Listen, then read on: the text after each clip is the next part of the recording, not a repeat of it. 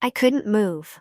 My body felt like it had turned to stone, heavy, numb, and completely limp, as if I was sinking through the floor beneath me.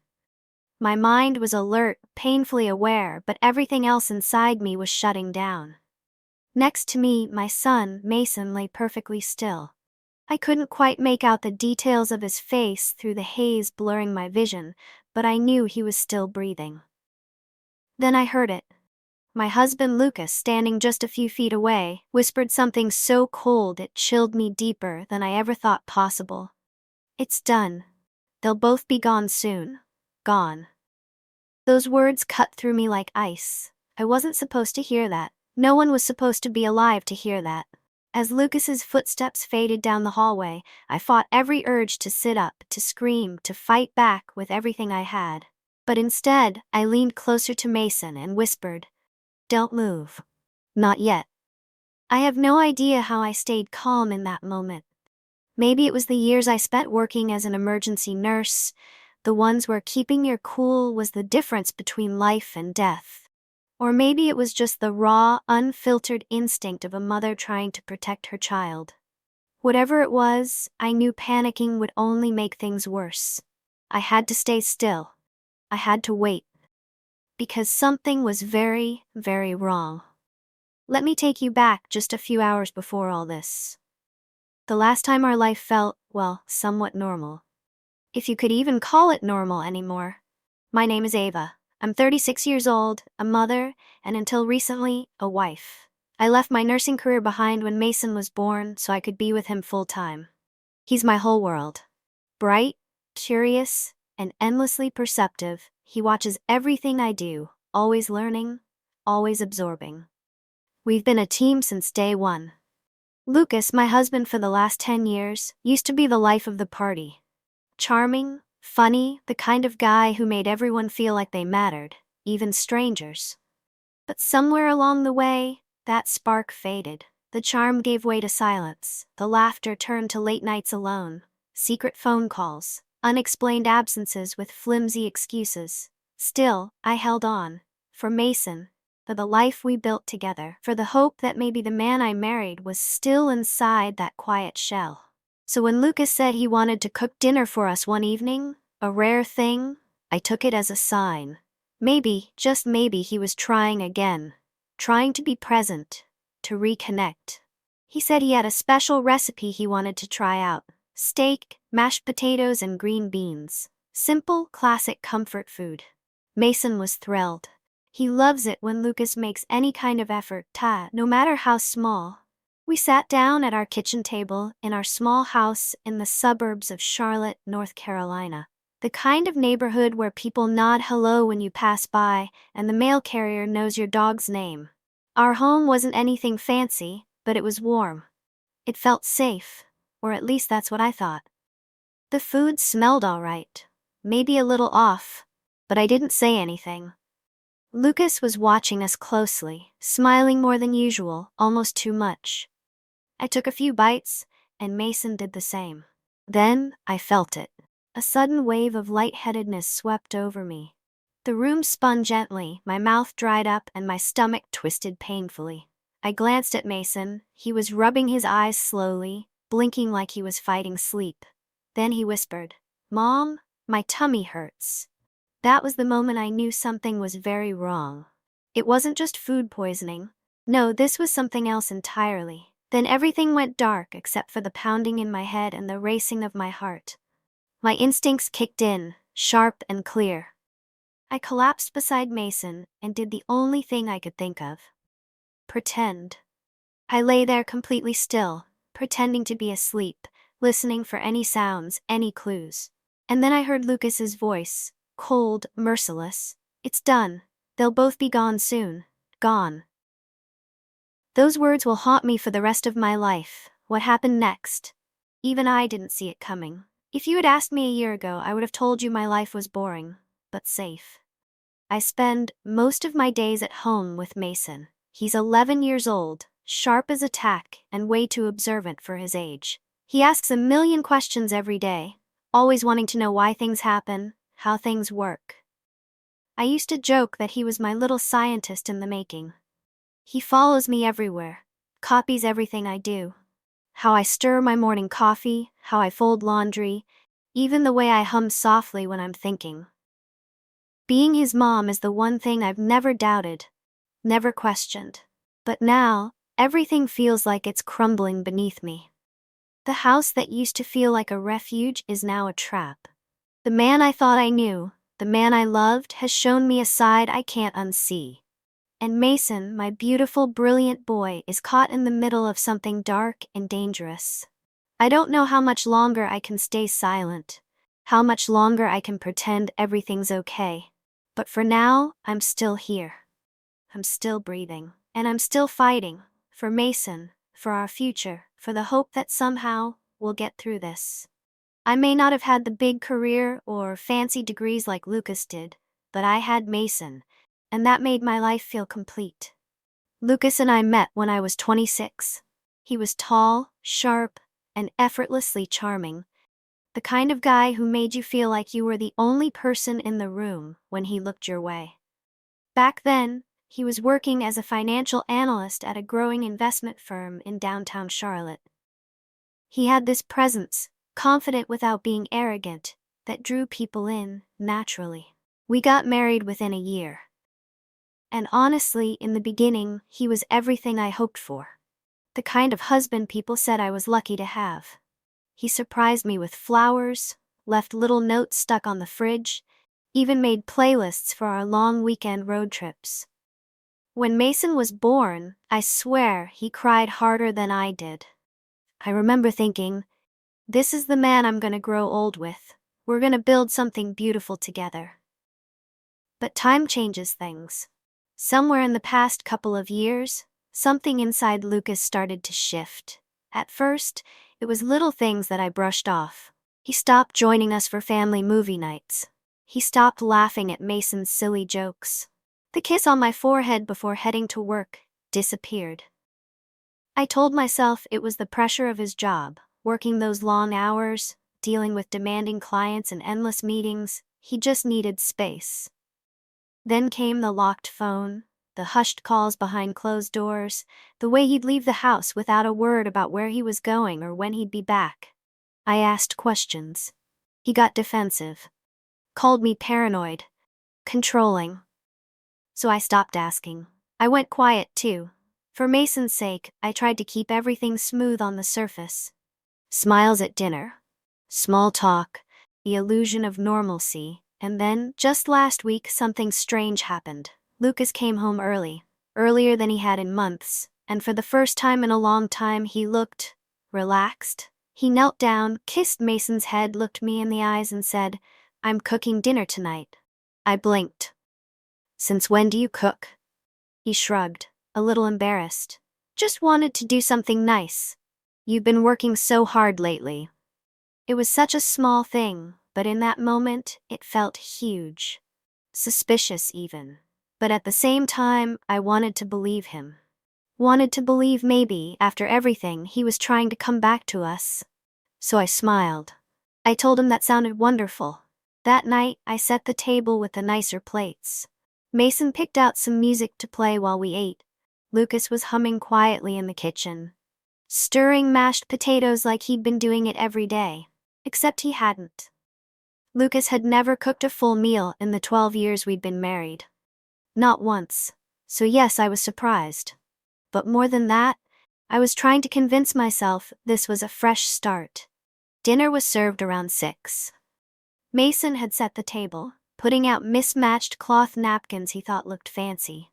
He was so excited. His dad was finally doing something just for us. Something normal. The food looked fine. Steak, a bit overcooked, green beans drenched in garlic, mashed potatoes that looked off. Too smooth, too shiny.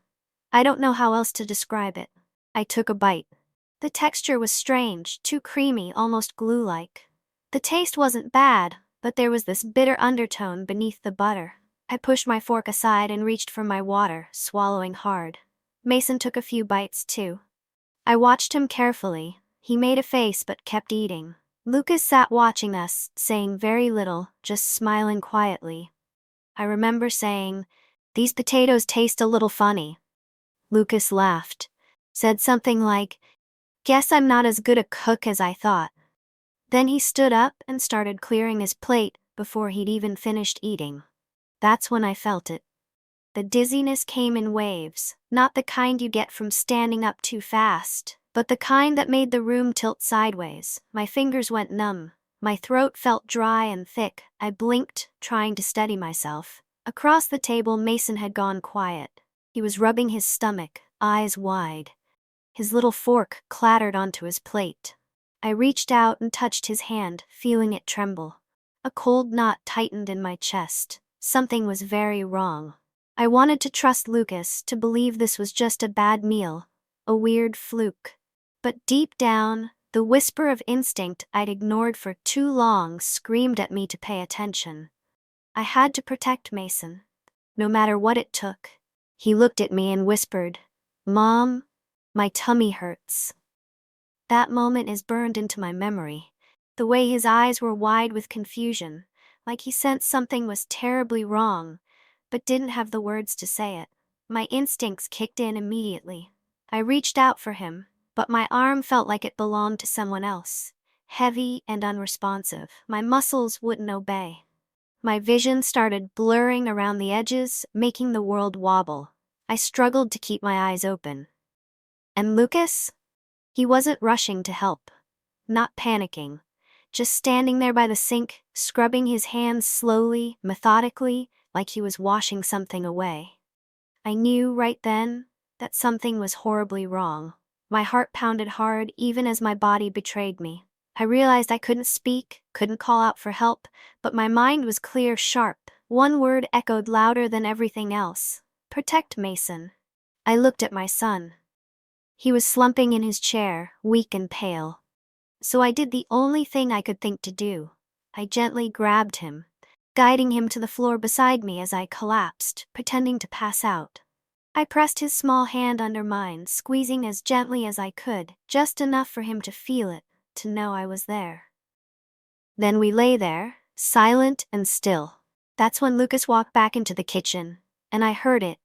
"It's done. They'll both be gone soon." My blood ran ice cold. There was no panic in his voice, no sorrow, just a cold, calm finality, like this was a job he'd finished, like we were nothing more than items checked off a list. Every instinct inside me screamed to sit up, to scream, to run. But I stayed still. When I heard him leave the room again, I leaned closer to Mason and whispered, "Don't move yet." I don't know how long we stayed like that. 30 seconds? 3 minutes? Time loses all meaning when you're paralyzed by fear. All I could hear was my heartbeat pounding in my ears and Mason's quiet, shaky breaths. Then the sound of Lucas's footsteps retreating down the hallway, slow, deliberate. He paused near the front door, I think. Then, click. The door closed behind him. He was gone. I cracked my eyes open, scared to see what was around me. The kitchen was empty. I gently pressed my hand against Mason's back. He tensed, but didn't move. He was awake. He had heard everything, too. "Bathroom," I whispered. "Go spit. Throw up if you need to."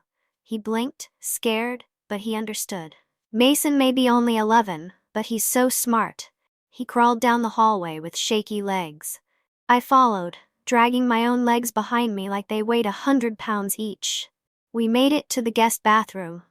I turned the tap on full blast, leaving the water running loudly, just in case Lucas came back. Then I leaned over the sink and forced myself to vomit everything inside me. I dug my fingers down my throat, desperate to purge whatever poison he'd given us. Mason did the same, tears streaming down his cheeks as he coughed and gagged, but he got it out. It was working. Slowly, but it was working. My head was still foggy, but I could think again. I told myself, "Move." My breathing was tight but no longer fading. I sat on the cold tile floor back against the cabinet, holding Mason's hand tightly. "Mom," he whispered. "Why would he do that?" I didn't have an answer. "Not yet," I said. "We have to get out." I tried calling 911, but my phone was dead. Not low battery, dead, no response, no startup screen. It had been working that morning. I checked the landline phone on the wall. Dead, too.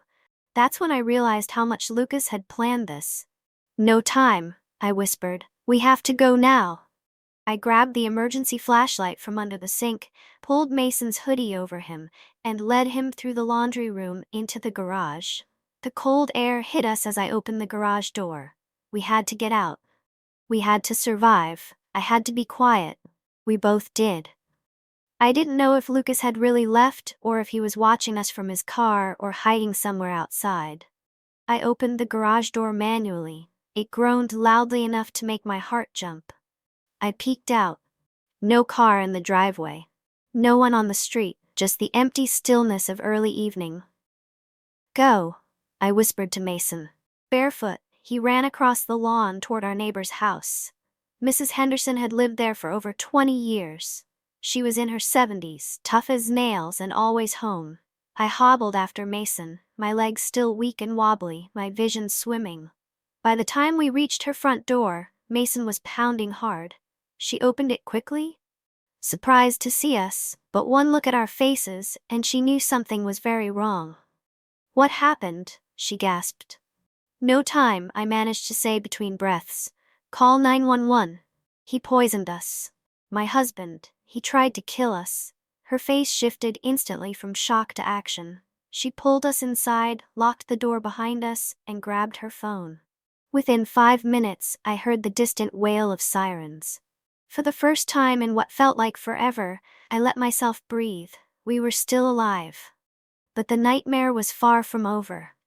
The ambulance lights flashed like red lightning against the walls as paramedics rushed us out of Mrs. Henderson's house. Mason trembled beneath the emergency blanket they'd wrapped around him, clutching my hand like he thought I might disappear. My body was still struggling to stabilize. My vision flickered, sharp for a moment, then swimming again.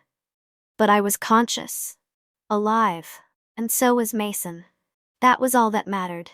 At the hospital, the tests began immediately. Blood work, toxicology screens, vitals. Nurses moved quickly, their practiced urgency familiar to me. I used to be the one wearing those scrubs. Within the hour, the doctor came in with the results. "It was a sedative," he said. "Crushed and mixed into your food. Probably a high dose of benzodiazepine.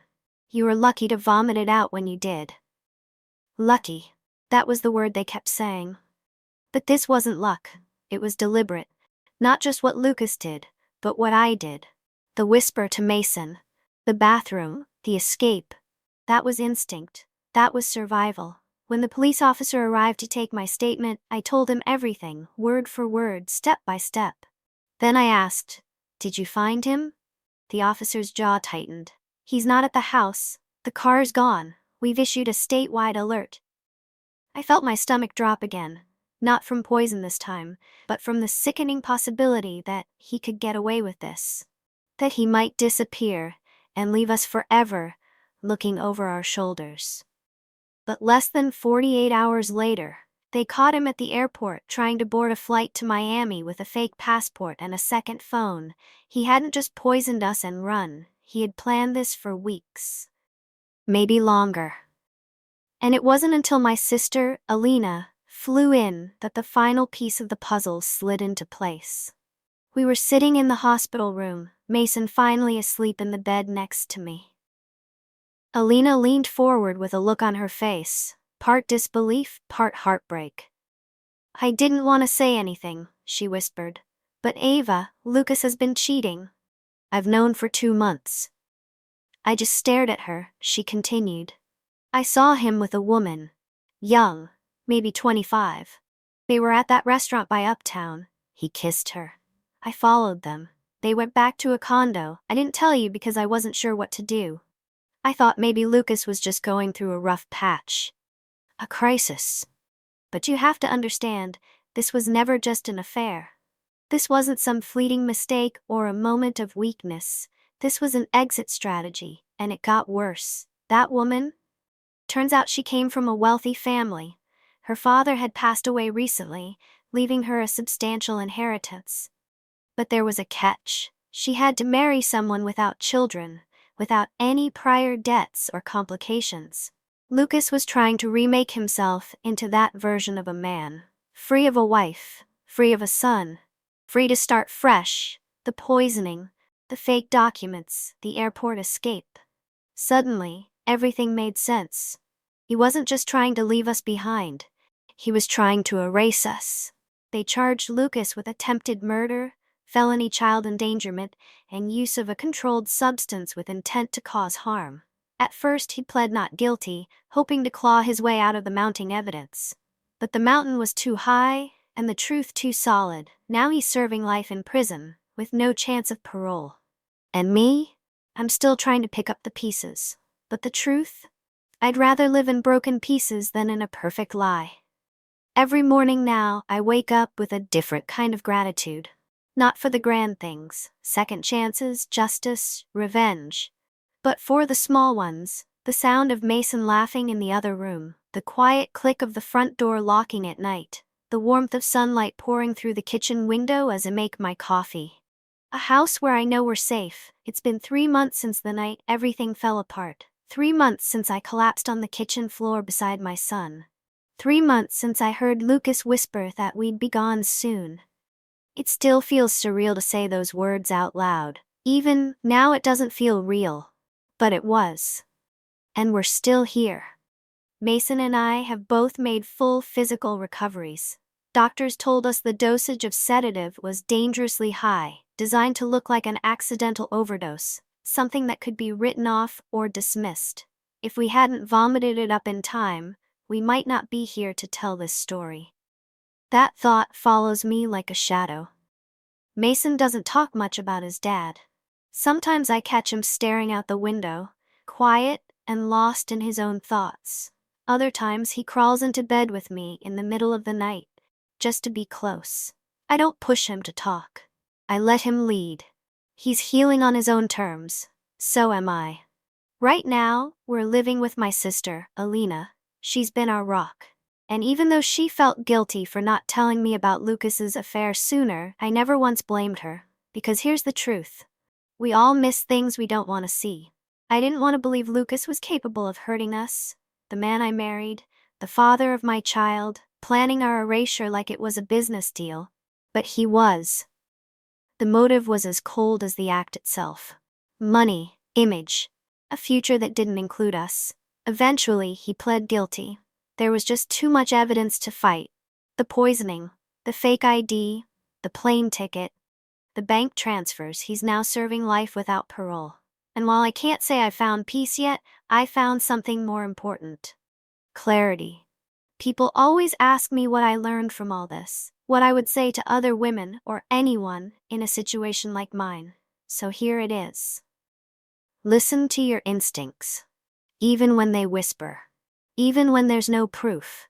We're taught to be polite, to give people the benefit of the doubt. But sometimes, doubt is the benefit. When your body tells you something is wrong, believe it. When your gut clenches for no clear reason, pay attention. When you feel the air shift in a room, the mood darken, the silence stretch just a little too long, that's your warning. I ignored mine for too long. I let the fear of confrontation drown out the fear of danger. Never again. The night Lucas tried to poison us, my survival didn't come from strength, it didn't come from training, it came from stillness, from listening, from not moving, until the moment was right. That small quiet decision saved my life and Mason's. Now, every day is a new chance to protect him, not just from harm, but from silence, from doubt, from believing that love means ignoring your own voice, because real love, the kind that lasts, never puts you in danger. It never makes you question your worth, and it never comes with poison. If you've made it this far, thank you for listening. This story wasn't easy to tell, but I hope it reaches someone who needs to hear it. Someone ignoring their gut, someone afraid to open their eyes, someone who just needed a reminder. You are not crazy. You are not alone, and your voice matters. If this story resonated with you, please leave a comment below. Whether it's your thoughts, your own experience, or just a message of support, it helps more than you know. And if you think someone needs to hear this, please share this story. You never know who it might save. Like this video if you found it powerful, And don't forget to subscribe for more real stories, raw truths, and reminders that survival is strength. Until next time, stay safe, stay sharp, and never stop listening to your instincts.